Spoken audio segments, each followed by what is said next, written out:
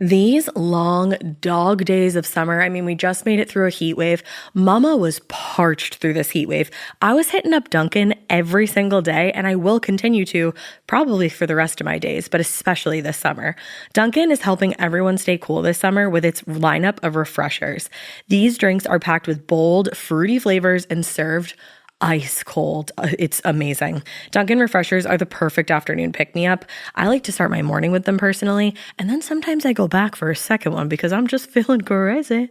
They come in a variety of delicious flavors, including fan favorites mango pineapple and strawberry dragon fruit. And then for a limited time, there's black cherry and there's pink pineapple. I'm going to tell you something right now, and it's a bold claim, let me tell you, but I stand behind it. Pink pineapple will change your life. It is so good. It has me feeling like I'm sitting in a pool, resort side, just living, honey. It's so yummy. Try your favorite flavor with green tea, sparkling water, lemonade, or Dunkin's all-new limeade. I haven't tried the limeade yet, but I'm going to. Usually I get my drinks made with green tea and occasionally lemonade, but I do really like the green tea. Or if you don't want to build your own, try one of Dunkin's curated refreshers like the Cherry Lime Ricky or the Ultimate Pink Daydream. The Cherry Lime Ricky, scrumptious. I could drink like 3 of these a day. They're so freaking yummy. Head to Dunkin' today and find your favorite refresher. Dunkin' refreshers contain less than 1% fruit juice. Limited time offer. Chilling crime cases are mysterious, but finding coverage shouldn't be. With the State Farm Personal Price Plan, you have options and can personalize your plan to help create an affordable price so you can get back to cracking all of life's bigger cases. Talk to a State Farm agent today to learn how you can choose to bundle and save with the Personal Price Plan. Like a good neighbor, State Farm is there. Head to statefarm.com to get a quote. Prices are based on rating plans that vary by state. Coverage options are selected by the customer. Availability, amount of discounts and savings, and eligibility vary by state. Adobe Firefly is the all-in-one creative studio with AI-powered image and video editing for today's creative process. Built for creators of every kind, Firefly helps you generate, edit, and experiment fast. Because the asks aren't getting smaller, the budgets aren't getting bigger, and the timelines, oh yeah, still tight. With all the best creative AI models in one place, Firefly brings your ideas to life. Unlock a better way to make with Adobe Firefly. Hey, weirdos, I'm Ash. And I'm Elena. And this is Morbid.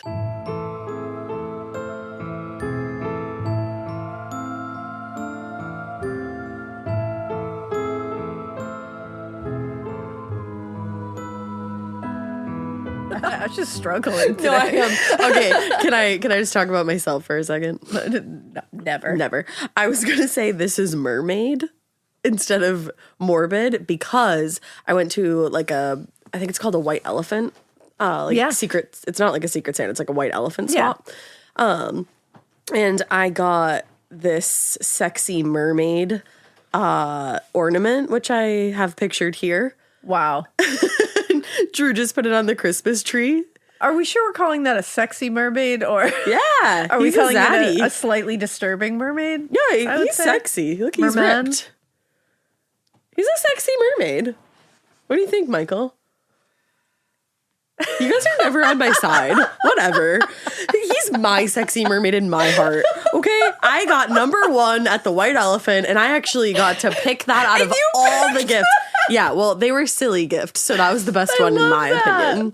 Yeah, I wanted him. What a Yankee swap delight. It was great. That was. It was fantastic. I love it. I loved it. I never done like a silly swap before, and this one was like the silliest one that I ever did. The silliest of all the swaps. Yeah, my brother-in-law has a Newfoundland, and hi, Caroline and Michael. You were looking off into the distance when you said that, and I thought Caroline and Michael just like materialized next to me. I was like, they're right there. Where are they? You don't see them? Hi. Are they in the room with us right now? Do not see them.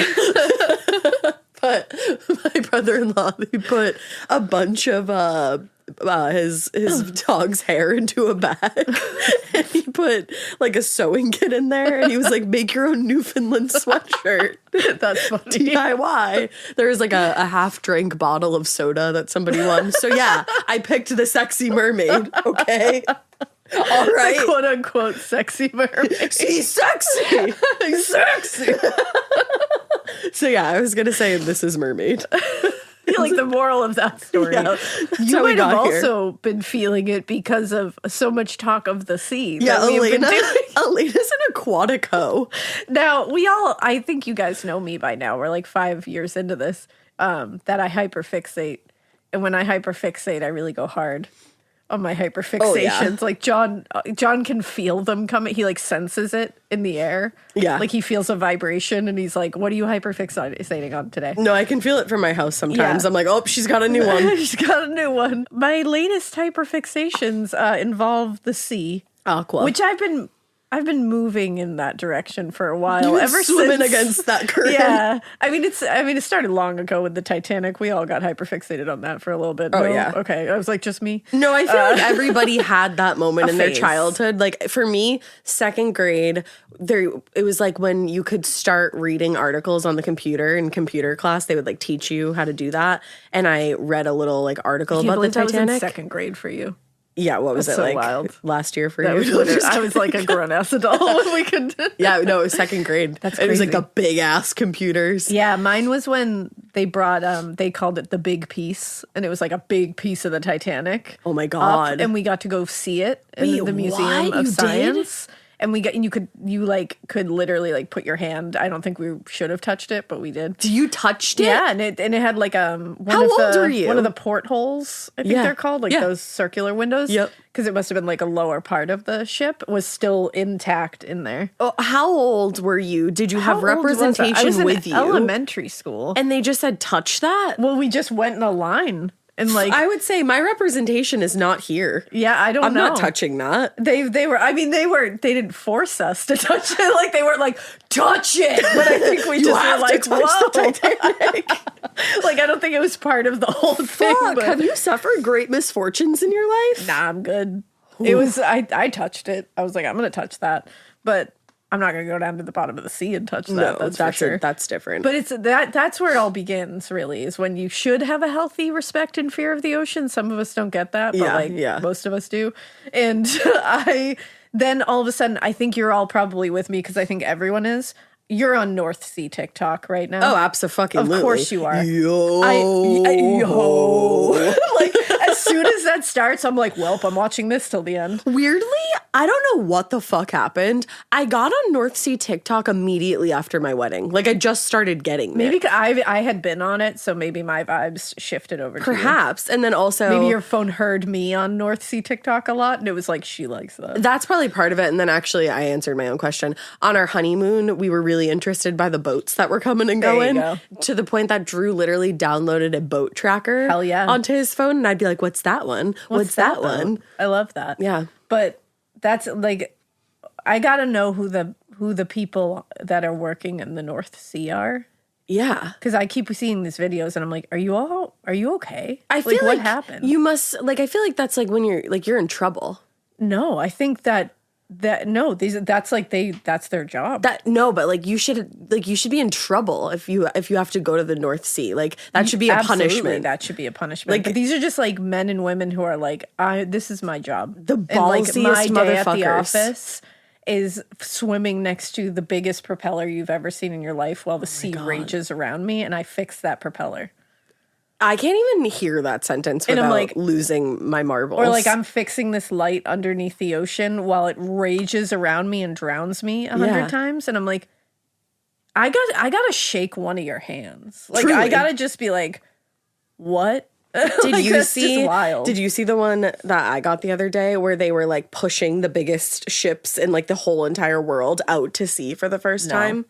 That fucked me. Yeah, you know, I don't like the big things. But you I don't like watched big them. structures. Yeah, it It stresses was. me out. I think it was the North Sea page posted that. Damn. All right, well, here we go. Now, if you guys are listening to this, I think I'm now going to make you be on North Sea TikTok because your devices are going to think, Yeah. they're going to hear me talking about it and they're going to think that's something you like. So honestly, you're welcome because it's a great place You're to be. welcome. And you will find yourself being like, yo. And the last clip will shock you. Always. It's always going to shock you. I don't know why. And that you know makes me what? laugh so hard. It usually does. So the whole thing shocks me. Usually it's the first clip for me. I'm like, I feel like you should have swapped Just this one everything. to the end. But you know what? Luckily, my story is on land today. I'm happy about I that. say luckily, but it's not a really lucky story on land. It's a pretty terrible one.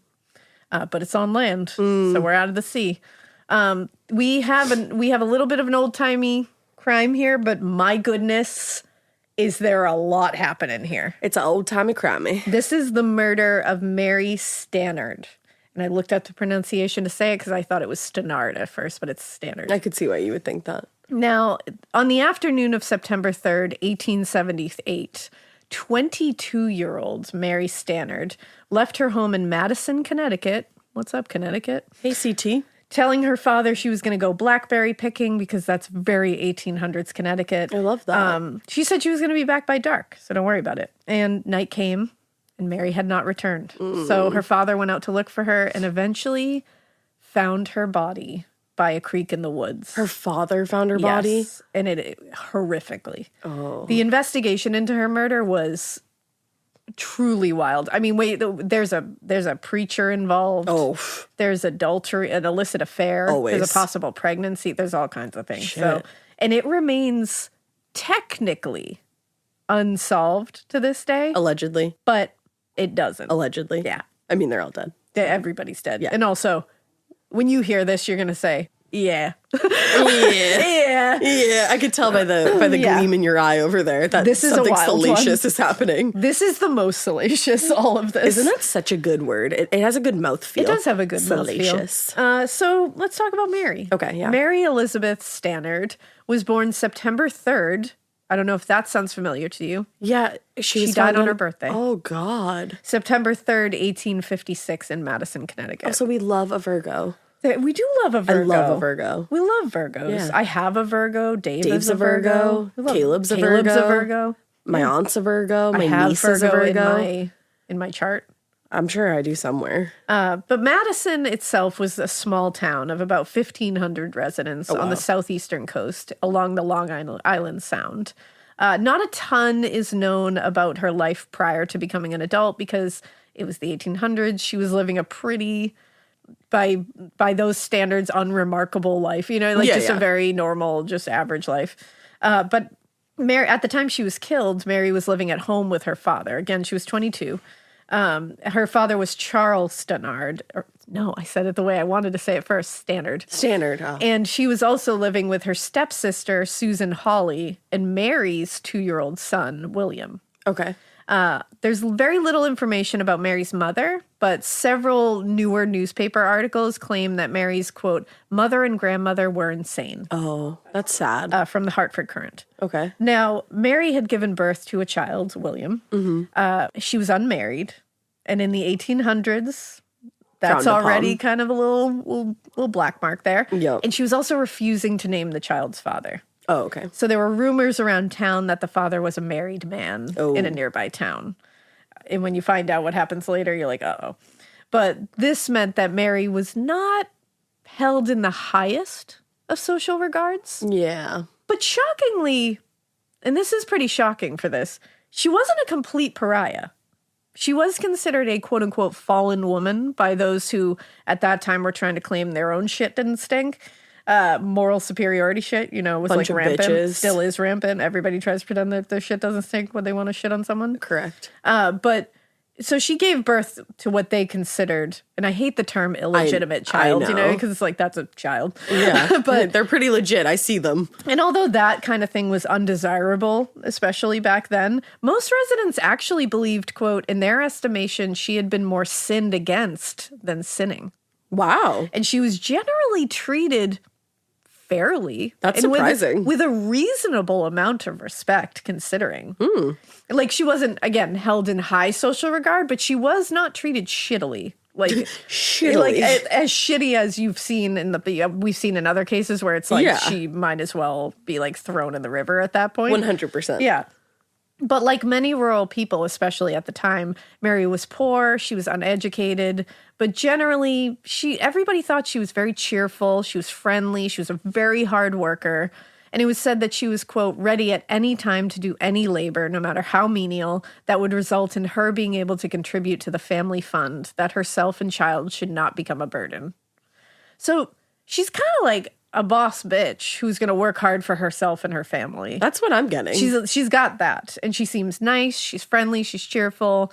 You know, she had a little oops like situation. I don't know if it was a married man. That was the rumor. And you know what? Rumors, nah. And you know what? She got William out of it. Exactly. So she seemed happy. She was a great mom. And she has like a nice little fam. Yeah. And she had a great dad and stuff and mom and everything that was going to take care of her. Mm-hmm.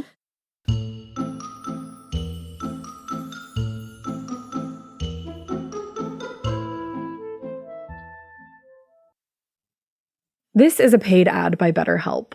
I happen to be somebody that struggles with people pleasing. So a lot of times I will build things up and up and up and up and up and then kind of get to the point where I'm like, I need to let this out to this person. Even in 2026, that stigma and just stigma in general can get in the way of a lot of things, like getting support for your mental health. Maybe you've encouraged friends to consider therapy while avoiding taking that first step yourself because you're busy. You're worried about what other people might think or telling yourself that you should handle this all alone. But therapy with BetterHelp, the world's largest online therapy platform, can be a space to slow down and talk through what's been building before it feels unmanageable. Just take a short questionnaire to identify your needs and preferences, and BetterHelp will handle the initial therapist matching work for you. Their industry-leading match rate means BetterHelp typically gets it right the first time. Feel confident knowing BetterHelp therapists work according to a strict code of conduct and are fully qualified. Don't let hesitation hold you back. Find support with BetterHelp. Sign up and get 10% off at betterhelp.com/morbid. That's BetterHelp, HELP.com/morbid. Every good detective needs a partner to support them on important cases. Think of a State Farm agent like your sidekick, there to help you along the way in your search for coverage. State Farm can help you choose the coverage you need, whether it's for your home, car, boat, or even RV. With so many options, it's nice knowing you have help finding what fits for you so you can get back to solving all of life's bigger cases. Go to statefarm.com or use the award-winning app to connect with a local agent and get a quote. Like a good neighbor, State Farm is there. Now, again, had she gone past her 22 years, she would have probably gone on to lead a pretty, fairly average life. So young. Unfortunately, she had to come and meet Reverend Herbert Hayden in the summer of 1878. I'm going to go out on a limb here. He sounds like a douche. Herbert Hayden. Herbert Hayden. Not interested. Well, let's talk about him. Shall we? So, shall we? We shall. Herbert Hayden was born in 1850 in Taunton, Massachusetts. Girl, bye. Mike, everyone just looked at me in the room.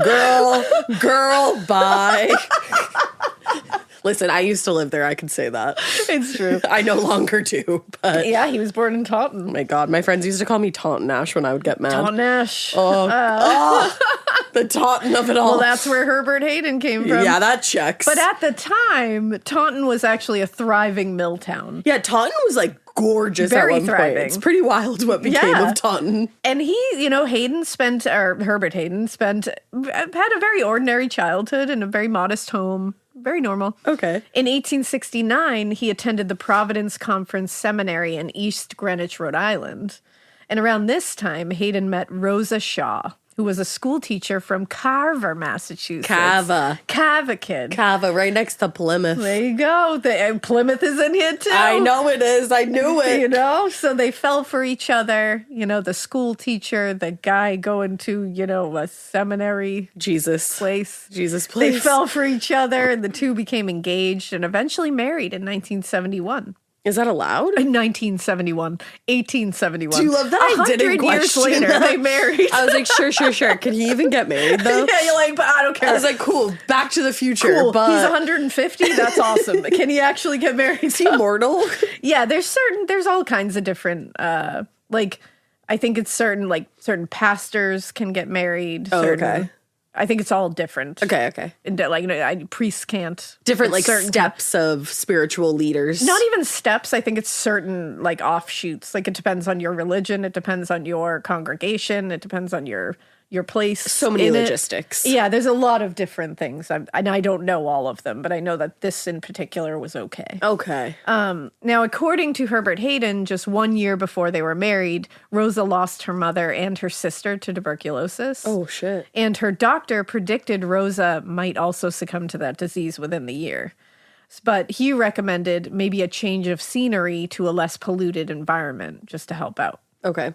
Because remember, they're in Taunton. Yes, of course, there's tuberculosis in Taunton. So the couple ended up marrying in August 1871. Like I said, not 1971. You were going to do it again? I was, 100 years later, in Plymouth, Massachusetts. Hey, and they said, let's go see that rock. But they went and returned to East Greenwich so Hayden could continue his education, and it was a good place for Rosa to kind of like chill out for a minute. Yeah.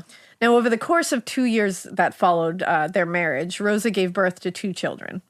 And while Herbert continued his education, completing his seminary training in the spring of 1873, he graduated from the Conference Seminary and then enrolled at Wesleyan College in Middletown, Connecticut. Yeah, totally. And Rosa stayed home and raised the kids. Hayden really wanted to complete the program, but the workload and his part-time minister duties, essentially, became a little too much for him to handle, and he began a long battle with really extreme fatigue that kind of prevented him from keeping up with his studies. Like, he just couldn't keep up with it all. He was running himself into the ground. Out of 6 semesters, he only completed about 2 semesters worth of work. So he really gave up. Thumbs down. He really gave up. Quitter. Now, he accepted that he was no longer going to be able to meet all his responsibilities, so he dropped out. And in 1875, he accepted a part-time position preaching on Sundays at the church in West Rocky Hill, Connecticut. Got it. That was a small community between Hartford and Middletown. The position at Rocky Hill was supposed to just be like kind of a temporary thing. He intended to kind of parlay it into something more long-term, but this worked for now.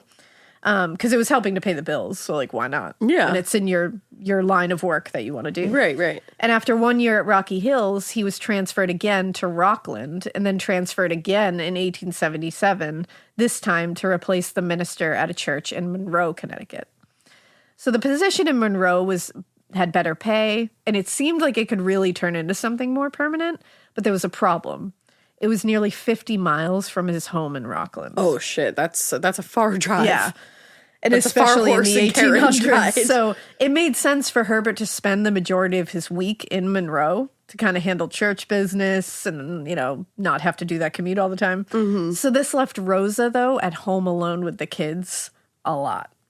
And again, this position held promise for Herbert's career, but it meant Rosa was left alone. And that's a lot to put on her. And it was 5 or 6 days out of the week she was completely alone. Yeah, and that's putting a lot of distance in between them as a married couple, too. Yeah, and she was kind of recovering from almost having tuberculosis anyway, so she's already kind of dealing with stuff. And the loss of her mom and sister. Yeah, she's dealing with grief, all that stuff. And the stress and anxiety were starting to make her ill at this point.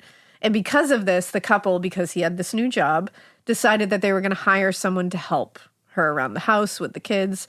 And so they hired a young woman. And this young woman was Mary Stannard. She lived on a farm with her father, just a few houses down from the Haydens. So it worked out. Mm.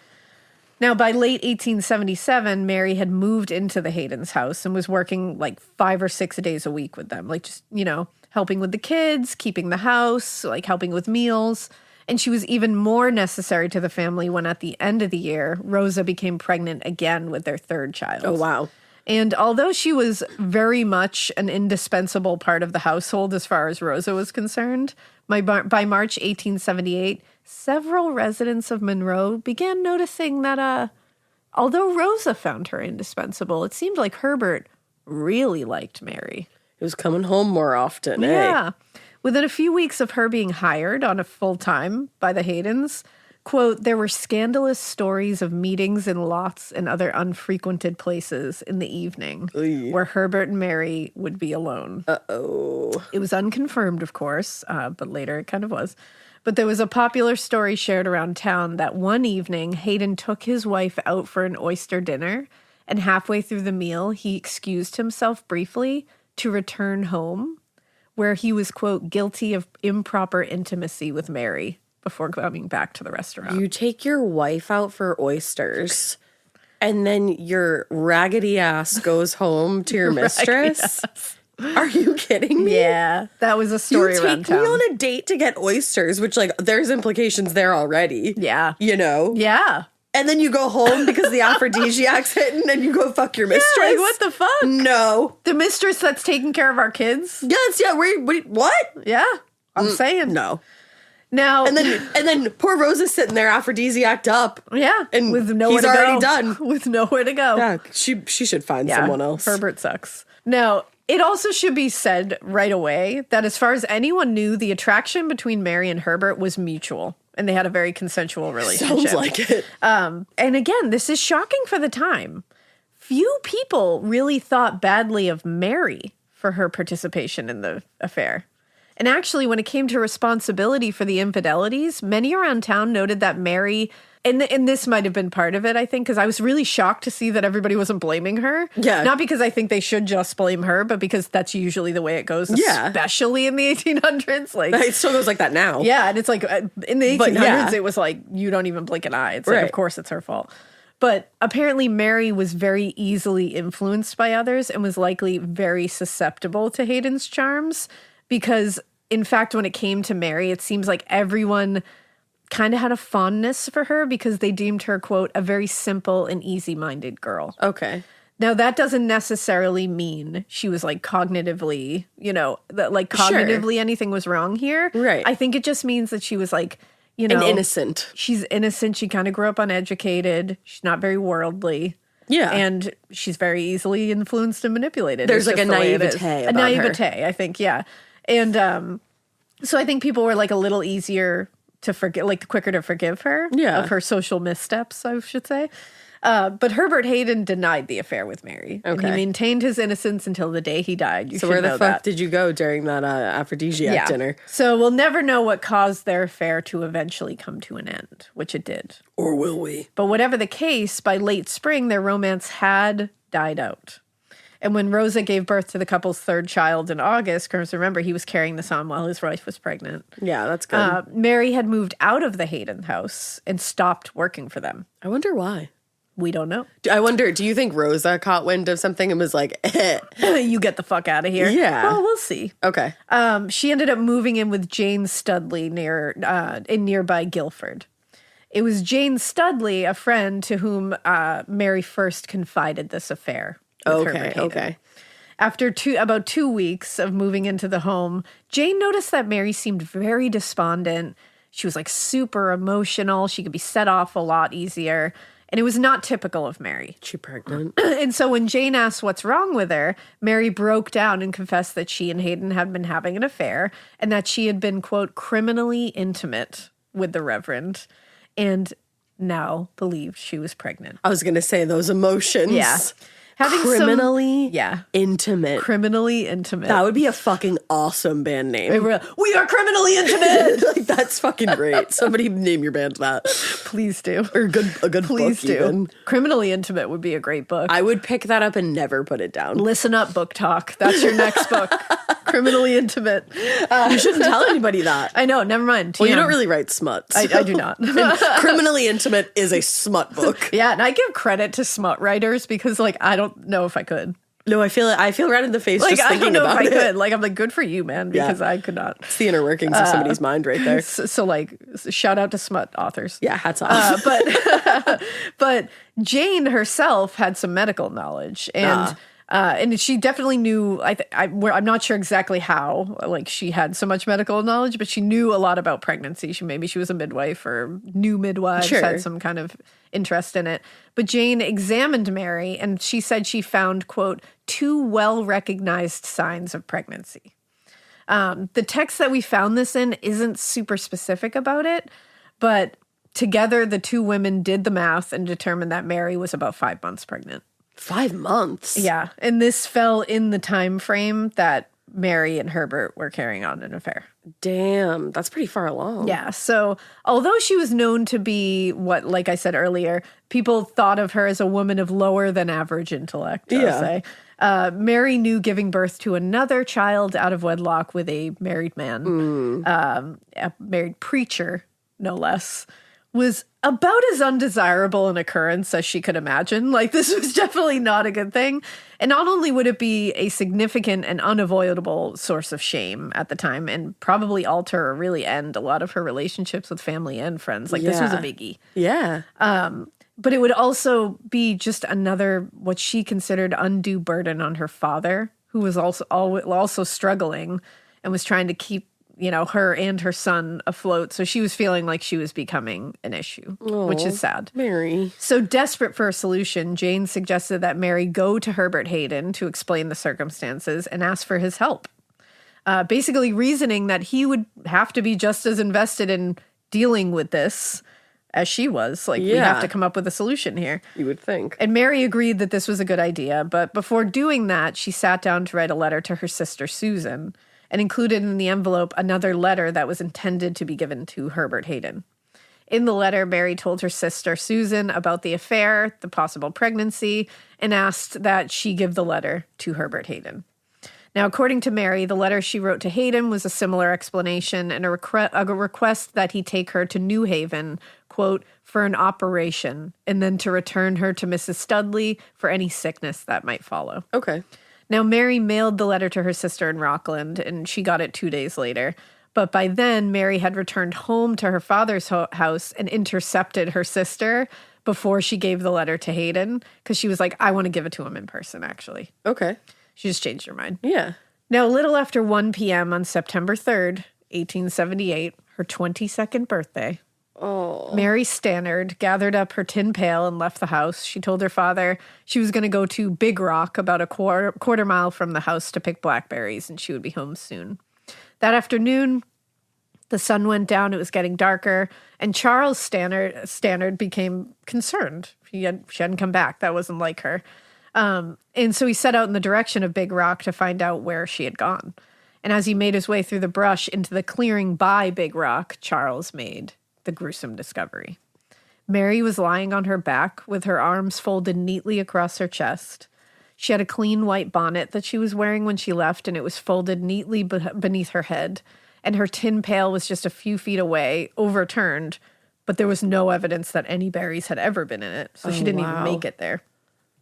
And so Charles ran to her and quickly realized that he was not going to be able to bring her back. Mary's throat had been cut, severing the jugular vein, carotid artery, and the larynx. Oh my God. Brutally cut. Yeah. Deep.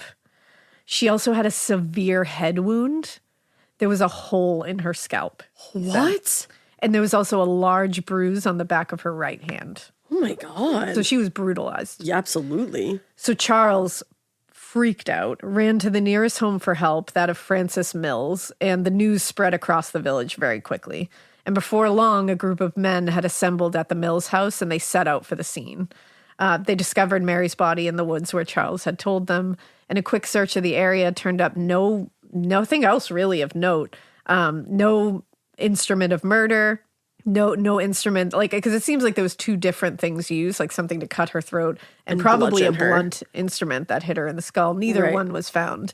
And because it was nearly completely dark at that point, and at this point it had actually started to rain. Oh no. The men called off the search for the evening and just carried Mary's body back to the Stannard home before sending for Justice Henry Stone and Dr. Rufus Mathewson. Dr. Mathewson was the one who performed the autopsy. In his postmortem examination, Dr. Mathewson confirmed that Mary's cause of death was pretty certainly that wound to her throat. Yeah. He also noted the wound to the right side of the head, and he said, quote, jagged and star-shaped and apparently made by a blunt instrument. Truly interesting, though, was that, according to Dr. Mathewson, Mary's body showed no signs of pregnancy or of having been recently pregnant. Interesting. And the state of the body indicated, quote, an outrage was not committed upon her, so no sexual assault. Okay. So she was not pregnant. So this all could have been avoided. It sounds like. Yeah. Horrifying. Now, a coroner's inquest was immediately called the following day, and it was overseen by Justice Stone and Dr. Matthews. Among the first witness called was Francis Mills, who was the owner of the home where Charles Stannard had run to after discovering Mary's body. And Mills told the jury that she had been walking out in the woods earlier with her son around 3 p.m. in the afternoon and heard agonizing shrieks and recognized the voice of Mary Stannard's, but didn't approach the scene and didn't see anything. Why? So you heard agonized shrieks? And you were just like, But you didn't tell anyone? I'm gonna go about my business. Like, I'm just gonna leave? I understand not wanting to, like, run in the, like, you know, to put your son in harm's way and all that. Yeah. Like, you're not gonna tell anyone? Like, hey, I heard some shit in the woods. Like, we should probably go check that out. She really said, not my chair, not my problem. She really did. But Mills' testimony led many in the inquest to speculate that she, quote, might have been outraged by, and this is a quote, by a tramp and then murdered. Oof.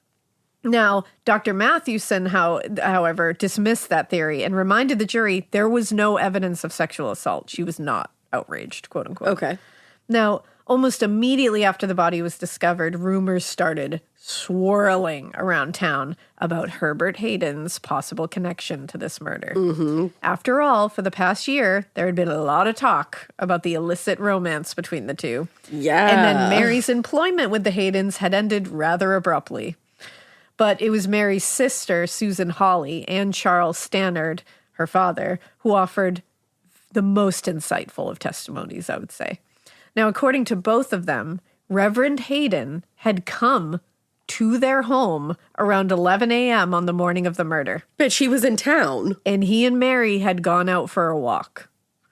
When they returned, Mary told them both that they had made an appointment to meet later that afternoon, not far from where the body was discovered. Right. Additional testimony from Susan and Jane Studley revealed that Mary had confessed her affair with Hayden to both of them and that she believed herself to be pregnant with Herbert Hayden's child.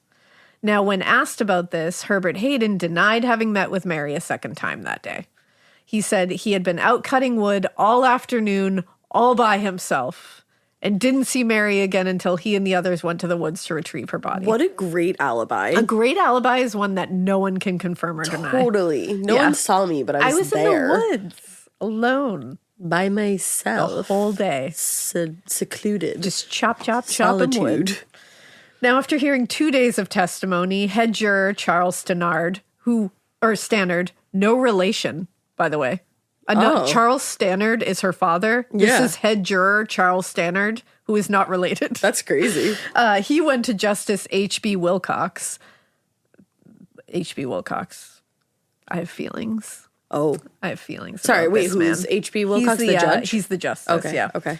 And so this head juror requested that an arrest warrant be issued for Herbert Hayden. Yeah, duh. The request stunned Justice Wilcox, who was a member of Hayden's church. Instead, girl, bye. He said he had, quote, heard Hayden preach a very good sermon. It did not seem possible the minister could be guilty, and he would rather sign his own death warrant than that arrest warrant against Mr. Hayden. Blink, blink, blink, Yes. blink, blink. Now, luckily, against his protests, the arrest warrant was signed that Friday morning, and a sheriff, because they were like, fuck off. Well, and also, don't you think that would be like, you know how jurors get dismissed for being too close to the case? Yeah. Wouldn't you think that would be a conflict? Yeah, back then, I Obviously don't think they didn't matter. believed in conflicts. I think they were just like, Fuck it. whatever, as we'll see, Jeez. because it gets worse. I had a feeling.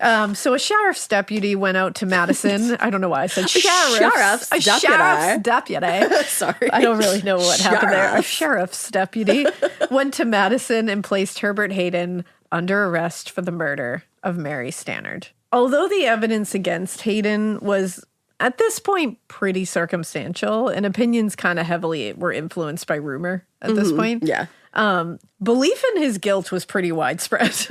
One reporter I wonder wrote, why. Yeah, one reporter wrote, the circumstances of the murder were so overwhelming against the clergyman that surprise was expressed that he was not at once placed in custody. And the reporter then wrote, of his guilt, as the case appears now, there can be very little doubt. And it looks as if he was led through fright to commit the crime of murder, and yet did it in so bungling a manner as to make it almost impossible for him to escape suspicion and arrest. Damn. So they're like, this fucking idiot. Like, that's essentially what they're saying. Moron.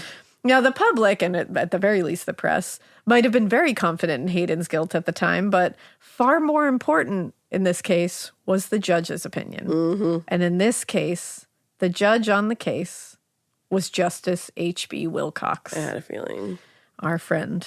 And also, he's not my friend. A friend and staunch advocate of Herbert Hayden's innocence, which seems fine. Seems so legit. Can we call anyone else? Literally any... Go outside and grab the first guy you see, and I think that'll be better. Like, come on. The trial began September 10th and was held in the basement of the Madison town hall.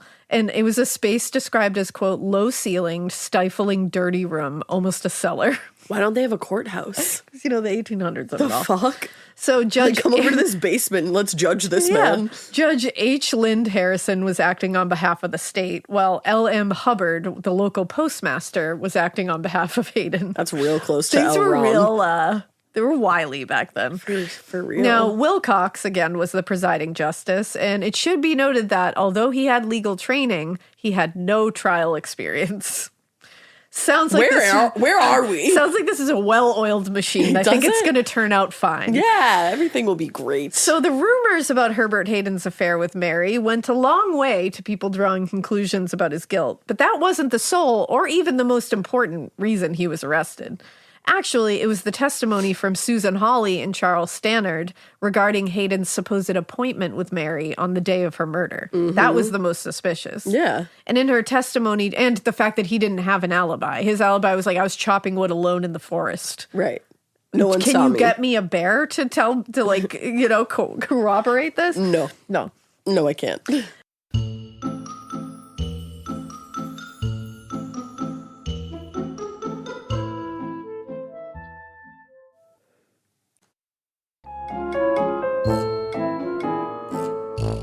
Now, so in her testimony during the inquest and during the first trial, Susan Hawley, her sister, explained that after Mary's first visit with Hayden on the day of her murder, her sister claimed that she had told Hayden of the supposed pregnancy.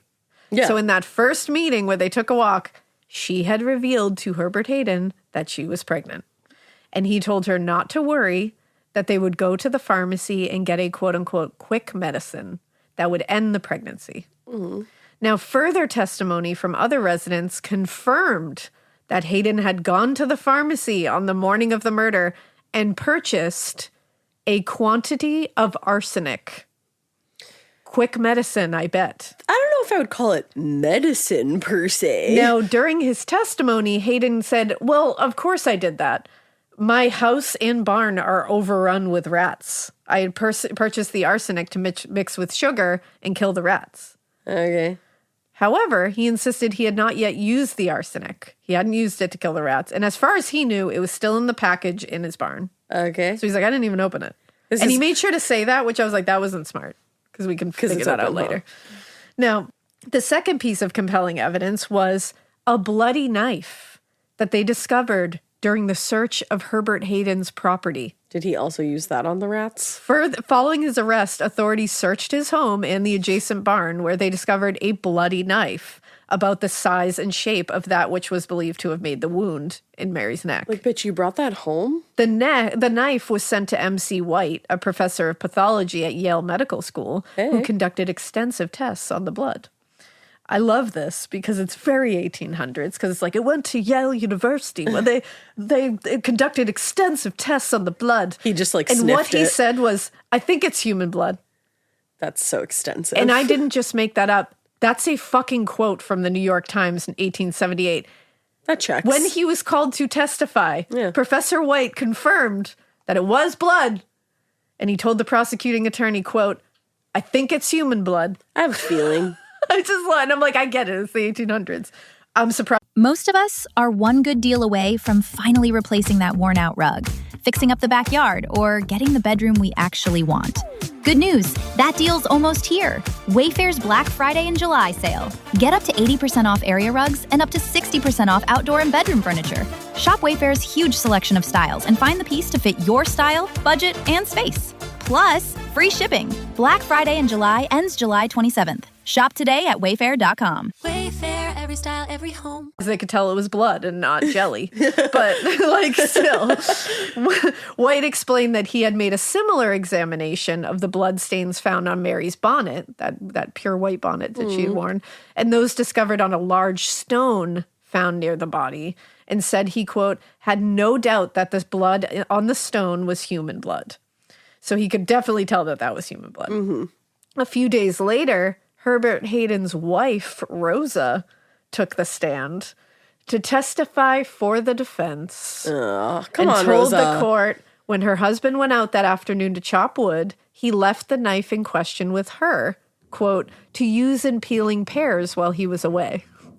Here, How peel did it these get pears bloody while I'm in the away. meantime? According to Rosa, She's like, I'm one glad of you those asked. pears I'm think glad you was asked. human. According to a human pear. Human And pear, Professor I White think. is like, I'll do some extensive testing and I'll be able to tell you that I too think it might be human. Methinks. Now, according to Rosa, Herbert Hayden had cut his finger with that knife a few days prior to the murder, and that likely explained the blood on the blade. Bitch, you were going to use that to cut pears? I know, I was like, that's gross. That's nasty. Now, additional testimony was provided by the defense's own expert, Professor L.J. Sanford, who gave extensive testimony regarding the testing process, and it all did little to explain the presence of the blood, like how it got there. Yeah. But it was long-winded and complicated enough to raise doubts in Professor White's testimony. Yeah. So he just confused the jury. That was his whole aim. He was like, science, science, science, science, biology, biology, Question mark, biology. question mark, And the question jurors mark. were like, I don't know what that is. And at the same time that testimony was being given in the court, H. Lind Harrison lobbied to have Mary's body disinterred and have the wound and stomach be examined more thoroughly. Mm-hmm. Harrison's request came in light of the fact that not only had the knife been discovered in the barn and could now be compared to the wound, they were like, we need to get her back so we can compare it. But also after the prosecution learned from that Hayden had purchased a large quantity of arsenic poison from the local pharmacy just days before the murder, the defense objected strongly because they were like, we can now test her stomach contents. Right. And the defense was like, no. And they were like, why though? And they were like, he's a preacher. He can't afford additional legal fees that we're going to accrue while the state puts this hold on the case to exhume and examine the body. Okay. And Judge Wilcox, being a friend and having no sympathy or affinity for the prosecution, agreed with the defense and refused to pause the case. But he said, you can exhume her. I'm just not pausing the case. So we might find him innocent while you're doing your tests, while you figure out, like, indubitably that he did this. Wow. Yeah. Wow. Now, so they're not going to pause the case. Could get to the end of it before they even get Mary out of the ground and try to make these, like, literally the smoking gun discoveries. Right. But he's like, yeah, I don't care. Nah.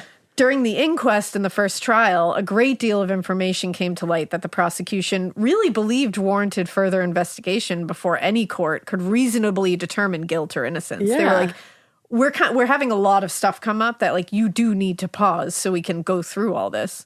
And this included, like we said, an exhumation of Mary's body to examine stomach contents and that neck wound, and as well as several statements and claims relating to the knife and to Hayden's whereabouts on the afternoon of the murder. It was just too much coming out. That was like, this is shady. Now, Judge Wilcox, however, he said, that's my friend. Yeah. He refused again to adjourn the case to allow the further investigation. And on September 19th, 1887, Wilcox announced that he had heard enough. He wasn't even going to let it keep going. According to Wilcox, a close friend and defender of the accused, remember. Bye. The prosecution had presented a largely circumstantial case that was easily explained away by the defense. Regarding the knife, Wilcox said, quote, he himself had at that moment a knife in his pocket, which must have been full of blood resembling human, for he had recently killed a dog with it, and a dog's blood resembles that of a human being. Aww. This man killed a dog, and we're listening to this fucker? Why did he kill a dog with a knife? Fuck this guy. What the hell? Fuck this guy. Judge Wilcox, fuck you. What? Sitting there being like, this guy's fine. He's innocent. He's innocent. I don't give a shit. I'm not going to listen to anything. Also, I have a knife in my pocket that I fucking murdered a dog with, so I could also be a murderer. And it's like, why don't we put your ass on trial then? What the fuck are you doing? Seriously? Killing dogs out here in these streets. What the fuck? Fuck Judge Wilcox. Is there a Supreme Court at this point? Well, and then Can we go somewhere else? This court sucks. The 1800s of it all. But Wilcox went on to say that Mrs. Hayden, Rosa Hayden's testimony was further proof of Hayden's innocence because, quote, he didn't think she would tell a falsehood to save her husband from the gallows. I don't think. Like, go to bed, Judge Wilcox, go to your room, shut up. It's like, yeah. Are you kidding? This woman won't, you don't think she'll get on the stand and tell a falsehood to save her husband and father of her children from the gallows? Father of her 3 children whom she needs him to provide for? You're like, who would do that? What? Lies? Nah, she's a religious woman. He's like, secrets are no fun. I don't think she would do that. She doesn't like those. Like, what the fuck? What? Like, and everybody, and all these men were just sitting there going, huh, yeah, absolutely. He's like, she pinky swore to me that she'd tell the whole truth and nothing but the truth. We spit shook on it. Yeah, she flashed a peace sign, and I thought that was pretty great. So, and you think that's the worst shit you've heard? The last thing that I'm going to tell you, I'm not even there yet, but the last thing I will tell you in this thing is going to blow your fucking mind. Get out of here. Now, Get out of here, girlfriend. Wilcox told the crowd assembled in the courtroom, let me say, no. From the testimony... Ready? No. I won't. Let me say, from the testimony given, that if I were as sure of heaven and eternal felicity as I am of this man, that this man is guiltless of the crime of killing Mary Stannard, I should rest content. What? So he's saying, I am more sure that this man is innocent of this crime than I am that heaven exists. Wow, cool.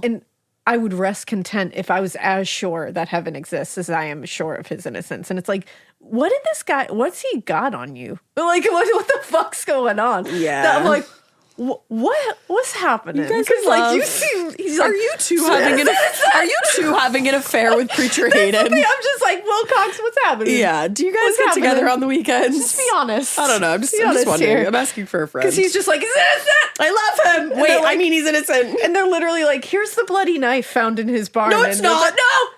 Me too. I have bloody knives. Like, it's just like, shut up. Like, you're trying to like... it's getting real. Bloody knives everywhere. We all got them. And it's like, no, we don't. I don't know about this, brother. He's wild. And with that, the charges against Herbert Hayden were discharged, and he was allowed to leave the court a free man. What the fuck? Now, at the time of Herbert Hayden's arrest, public opinion was generally that he had killed Mary Stannard. And gotten away with it. After being told that she was pregnant. That's what everybody thought. The prosecution offered a strong and compelling case that presented motive, her pregnancy and their affair, means, the bloody knife discovered in the barn, his barn, and opportunity, the appointment in the woods. They had literally laid out motive, means, and opportunity clearly for everybody. Right. And they had a wealth of damaging testimony to go along with it. Bitch, he bought arsenic that morning. The defense, on the other hand, presented a rebuttal that included basically some murky scientific jargon that they probably just pulled out of their ass, but mostly relied on the assertion that Hayden simply couldn't have done this because he's a minister and his wife wouldn't lie. Totally. That's literally the case they rested on. No, you're not wrong. This guy is a minister or preacher, and his wife, she's so pretty, she wouldn't lie. Yeah. That's it. And they were like, sounds good. And like the prosecution's like, we have literally the perfect case. So sorry, did the jury even make the decision, or did the judge? No, the judge just was like, he was just like, all done. I've heard enough. So what was the point of the Discharged jury? him. And again, one of those arguments is clearly and objectively much stronger than the other. Mm-hmm. The charges were nonetheless dismissed by a judge who from the very start was convinced of Hayden's innocence and not only resented even having to preside over this case in the first place, but resented the prosecutor for what he believed was an unjust and fucked up attack on his friend and a beloved preacher of the town. So while the charges against Hayden were dismissed at the time, H. Lynn Harrison remained convinced of his guilt. Yeah. And that's the prosecutor. He was like, fuck that. Like, I know this is true. And he refused to let Wilcox's bullshit decision, biased decision, prevent him from continuing to pursue the case. Good. Which, like, good on him. He believed that Mary's statement to her sister about, quote, quick medicine referred to the arsenic purchased by Hayden on the morning of the murder. Agreed. And Harrison arranged for Mary's body to be exhumed. He was like, fuck that, I'm still going to look. I'm going to still do this investigation. Yeah, because the family deserves to know, like, without a doubt. What happened. And not content to leave the second examination up to the county doctor, he was like, I don't trust anybody in this fucking place. It's going to DIY. Harrison arranged for the second postmortem examination to be conducted by pathologist M.C. White and S.W. Johnson, the chair of the chemistry department, also from Yale. So the two Yale pathology professors, he was like, I trust them. In their examination of the contents of Mary's stomach, the pathologist discovered, quote, a mass of unabsorbed arsenic, which they claimed was, quote, enough arsenic to kill the whole community of Rockland. Oh my God. They found the arsenic in her stomach. They found all of the arsenic in her stomach, and then he slit her throat as well? Yep. By White and Johnson's estimation, there were roughly 50 or 60 grams of arsenic in Mary's stomach, but she had likely ingested more, and some had already been absorbed prior to her death. Oh my God. It doesn't take a ton of arsenic to kill an average-sized adult. I looked it up.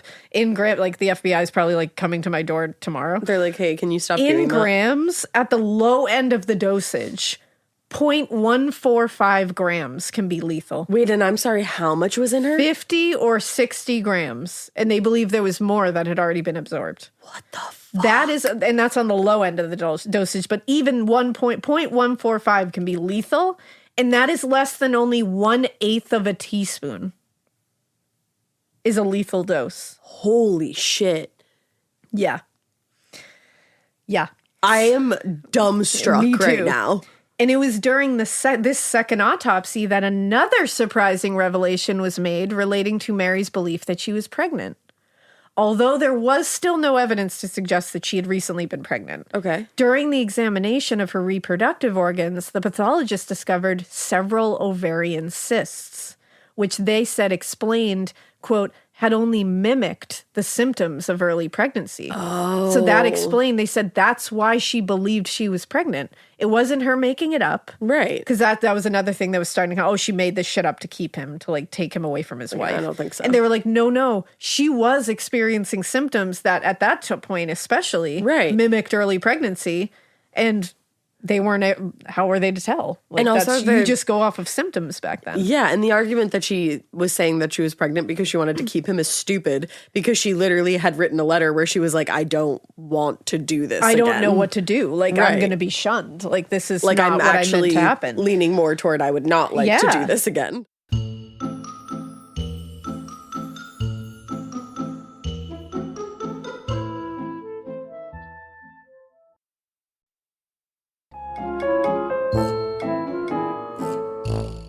Now, when White and Johnson reported their findings back to Harrison, he took their report to Superior Court Judge Hitchcock and Culver. I was like, there's got to be another court, because this one is janky as fuck. Janky. I'd like to trade it in.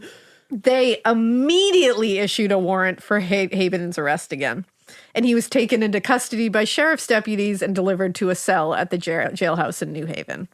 The following day, reporters noted that as he was being transported to the jail, quote, Hayden was as smiling and talkative as on the day of his trial. What the fuck?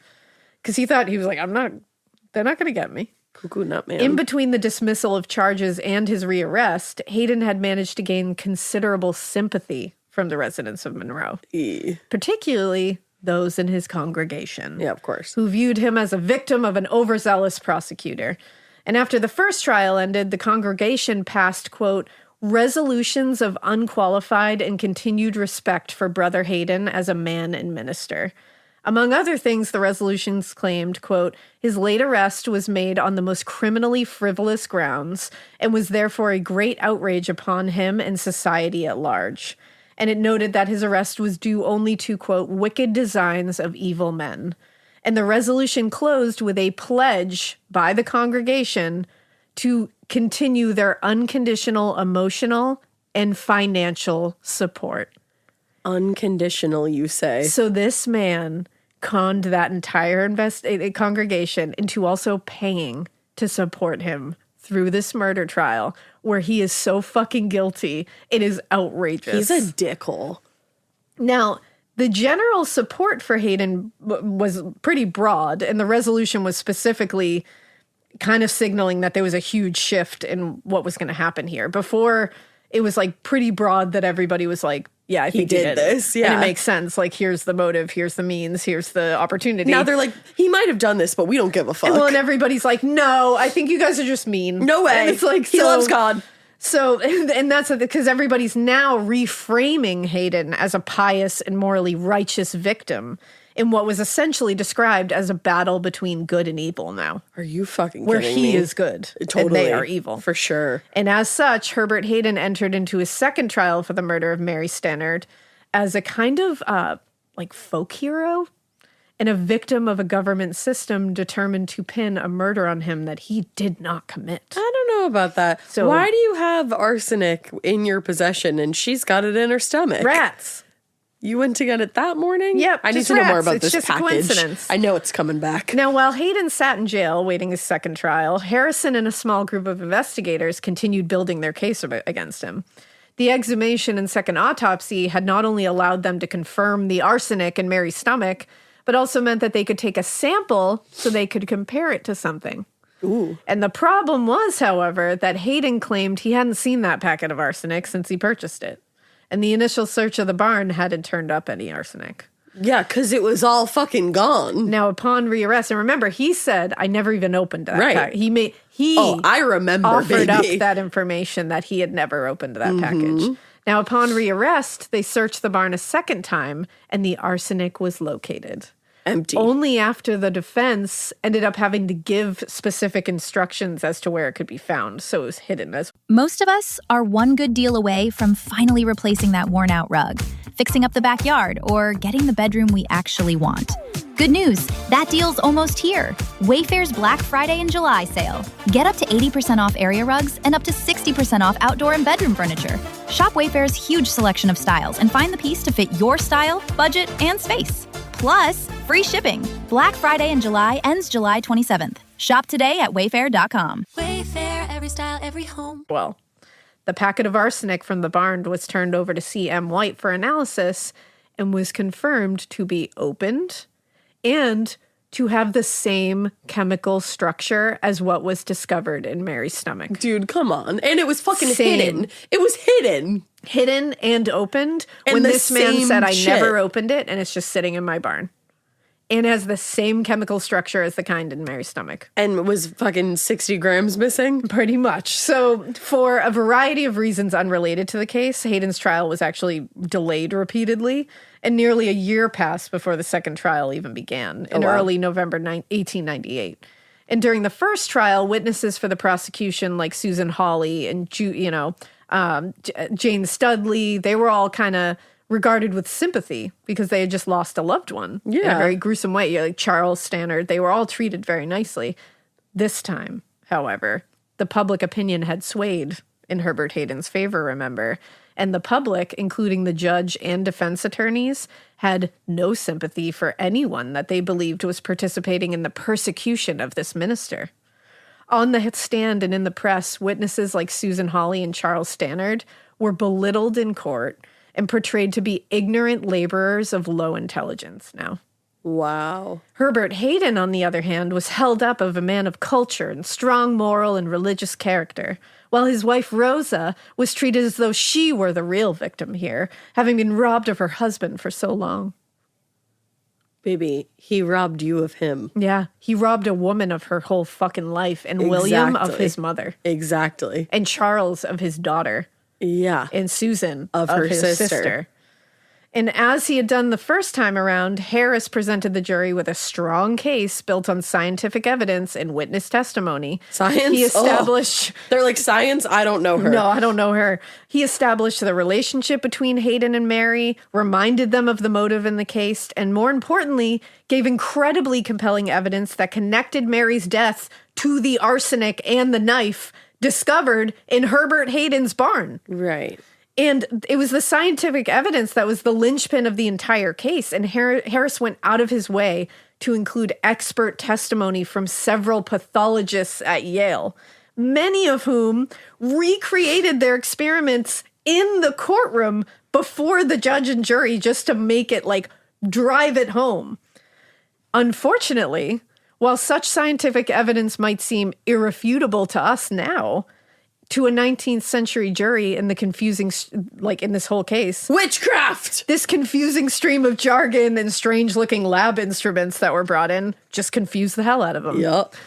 And according to one press report at the time, this is wild. Oh, God. No. Quote, Don't. at one time during the examination, 5 jurymen who had finished their inspection were reading newspapers, which were spread out before them. But no one imagined they were reading reports about the trial. They're just reading newspapers while this is happening. Come on. Like, yeah. you can't make that shit up even. And it's going to get worse. How? When it came to the argument from the defense, Hayden's lawyer, Samuel Jones, presented more or less the same case that was presented during the first trial. The strong scientific evidence presented by the prosecution was treated that it was mystical gibberish, further muddying the jury's understanding of the arsenic analysis. He just confused them more. And also their defense rested largely on Hayden's supposed strong moral character and that of his wife. And then they made sure to say that the victim and her family were just ignorant farmers and made poor choices and had poor character. I cannot. And remember, Herbert cheated on his wife. I do remember that. But we're holding him up as the strong moral character. But of here. course. But like this man of is admitting to meeting with Mary to discuss the affair and possible pregnancy. Mm-hmm. But they're holding him up as the moral character and just like sanctimonious motherfucker up here. Yes. Yeah. Yeah. In fact, during Charles Stannard's testimony, the defense focused considerable attention on Mary's illegitimate child, William. Fucked up. And even, quote unquote, illegitimate child, and even made attempts to establish that Mary herself had been born out of wedlock, implying that not only was the witness immoral, but also couldn't be trusted. That's so fucked up. So now they're like, Charles, how was she? Were you married when Mary was born? Maybe she's an illegitimate child, so that makes you fucking gross, and we can't trust you anymore. It's just like, what does that have to do with anything? Like, that's not why we're here. And they had nothing to prove No it. basis, exactly. So rather than prove his client's innocence, Jones just cast suspicions on someone else. He just decided to throw it on someone else. Benjamin Stevens, a neighbor of the Stannards, who occasionally did work for Charles Stannard. Just out of the slept blue. at their home sometimes. Just decided to off Mary. Brutally. Unlike the morally righteous and upstanding Herbert Hayden, who was fucking his nanny behind his wife's back, by the way. And had hidden arsenic within his possession and a bloody knife. Stevens was a poor farmer who was known to partake in the drink at times heavily. Yeah, it happens. It's the 1800s. What? Come on. What the fuck else is there to do? Let's get drunk. Also, Stevens had been seen leaving the house just after Mary did on the day of the murder and had no alibi for the rest of the afternoon that anybody could confirm. Neither did this motherfucker.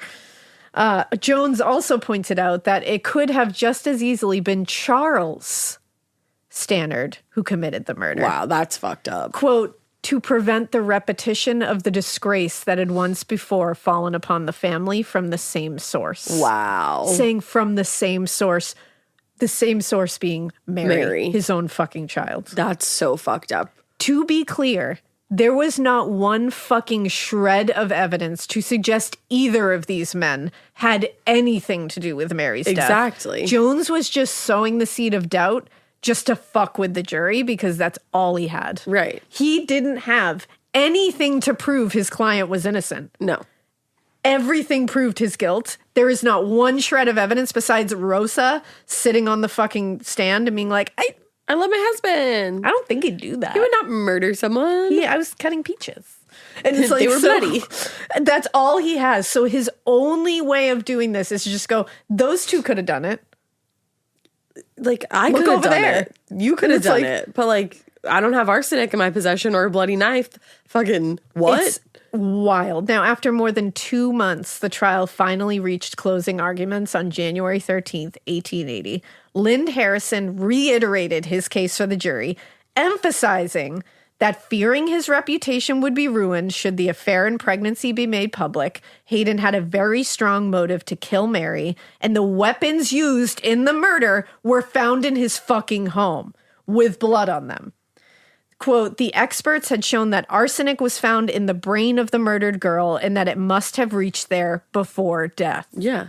Harrison reminded the courtroom, quote, it was also shown that Hayden was the only man who was known to have arsenic in Rockland that entire day. That could have killed an entire fucking village of people. And that he bought it secretly. Yeah. He secretly bought it. And then said it was never opened, and then it was, and then it was hidden. In his closing arguments on the other side, Jones focused on Hayden's supposedly upstanding character and again cast aspersions on Benjamin Stevens. Quote, if Hayden had killed the girl, it was most strange that no blood was found on his clothing. But it was found on a knife in his possession, you dumb fuck. And also, what clothing? We don't know what clothing he was wearing that day. He could have gotten rid of them. That's the other thing. Jones remarked in statement, quote, Ben Stevens' denial that he committed the crime should have no weight, as he had been contradicted in material parts of his testimony. He is referring to an earlier part of the trial when Stevens' testimony was challenged by a witness for the defense, and that's it. It wasn't like contradicted. Right. They challenged it. Right. With no basis. Which is the same thing that's happening to your client, Yeah. but with basis. The jury deliberated for nearly 4 days before finally reporting that they had become hopelessly deadlocked. How the fuck are you deadlocked? 11 jurors were in favor of acquittal. 1 was a holdout that was committed to Hayden's guilt. 1. What? Certain that they would not reach a verdict if the jury returned for further deliberation, the judge declared a mistrial, and Herbert Hayden walked free. No. The prosecution briefly considered retrying the case because they were like, this is fucked up. Are you guys kidding me? But there was exorbitant costs in 2 trials alone. And the fact that they had already presented A perfect the most case. compelling case they possibly could. Yeah. Aside from having like some just omniscient narrator that could come in and be like, hi, I was watching the whole thing and here's what Right. happened. They didn't see a point to try him a third time. They were like, get he's it. just going to be allowed to walk free again. We're exhausted. This family is now being torn to shreds. My and now, God. now we've put them through a second trial, and now people are blaming her father And for it. And accusing it's like, him. we're not going to put him through that again. No. Now, in both trials, the jury weighed what was very clear evidence of Hayden's guilt and chose instead to absolve him of everything, all wrongdoing, rather than challenge their beliefs about class and respectability at the time. I want to know about this one juror that was like, y'all are wrong. Well, and while Hayden may have escaped criminal penalties, he didn't escape consequences altogether. Okay, well, that's good to hear. Following the declaration of a mistrial, Herbert Hayden was stripped of his credentials and banned from preaching altogether. Oh, wow. I'm surprised by Sounds that. to me like people knew what was the truth. Yeah. Sounds to me like after hearing that trial that there was really no denying it. I'm so surprised by that the jury was like, no way, no, not at all. And now they're like, well, fuck. But then like somebody was like, no, you fucking many did this and people you're I think not. were like, you clearly did this. Wow. And you got away with it. And like the higher ups within the and they were church like, no, were like, you're fuck not preaching you. to us anymore. Like, Damn. bye. So no longer a pillar of the community and held up as this righteous moral god for all of them, he and Rosa moved to New Haven, where they lived until his death in 1907. Wow. Now in 1914, 33 years after that second trial, the Hartford Courant interviewed the last living member of the jury. Stop it. Stop His it. name is Horace Perry. Horace. And he was asked, what was your rationale for voting to acquit Herbert Hayden of the charge. Because was he one of the 11 in I don't favor think of they knew acquittal? whether he was one of the 11, but they assumed he was. But I think they're just like, clearly there was like, what was the what was the rationale there? conversation that day? Perry explained Oh my God. that throughout the trial, Rosa Hayden had been sitting in front of the jury and was, quote, a very beautiful young woman. As far as the majority of the jury was concerned, quote, from the day the trial opened until the last ballot was cast, their view had been, how can we convict a man with a beautiful young wife like that? And that is the end of the fucking story. How can we convict a man because we want to fuck his wife? That is the end of that story. I'm going to go run over my microphone really fast. I quit. 14. This man, this Horace. I'm going to go now. This Horace, Mr. Perry, said, you want to know why we didn't listen to a shred of the fucking evidence that was presented to us? His wife was hot, and she was sitting in front of us. What the fuck does that have to do with anything? When I tell you my soul launched into orbit at that moment. No, this will be my last podcast. Like, it's been a great run. Are you fucking like bye? Bye. Most of the jury wanted to fuck his wife, so we couldn't convict him. That is essentially what that man just said. No, that is what he's. What? I'm on a new level. That is what? His wife was beautiful, so not even like his wife was so beautiful, we thought to ourselves, like, wow, he'd never cheat on her, so this is ridiculous that he'd even be involved Just with that how woman. could we and convict a killed her. man? It's like, yeah, maybe he killed her, but like his wife, super hot. Also, wouldn't you think that's why you would want to convict him, so you could step on in there and be like, hey, baby, Horace, shoot your fucking shot. Saying, convict that man. How can we convict a man who With pulled a hot gal wife? like that? Are you joking me? Do we know what Rosa looked like? Is there like an artist rendition? I don't even know, but I'm like, let me see. I'll be the fucking judge of that. I am just... How gorgeous was she? The fuck? Marilyn Monroe sitting in front of that jury? I am... Are you joking me? Without words, to be honest. No, I'm telling, like that, bye. That's why I was like, just you fucking wait. Like, you don't think it's gonna get worse. How do you expect me to function for the rest of this day? Are you kidding me? I'm saying. I'm saying. I was looking up to see if I could find Rosa. It's hard to find. She's so though. beautiful, nobody ever took a photograph of her because they were scared. Oh my God. Oh. I mean, there's an artist rendition, but I don't know if this is correct. It's got to be like something. Let's see it. I'll be the judge, the jury. Let me see. The executioner. It probably. No, that's not. It's an artist rendition. If that. You know what? Thank you so much for listening. On that note, we totally hope that you keep listening, and we hope you keep it weird, but not so weird that you go Google a picture of Rosa and that artist rendition, because baby, you will have different thoughts than that whole ass jury. Goodbye. The fuck?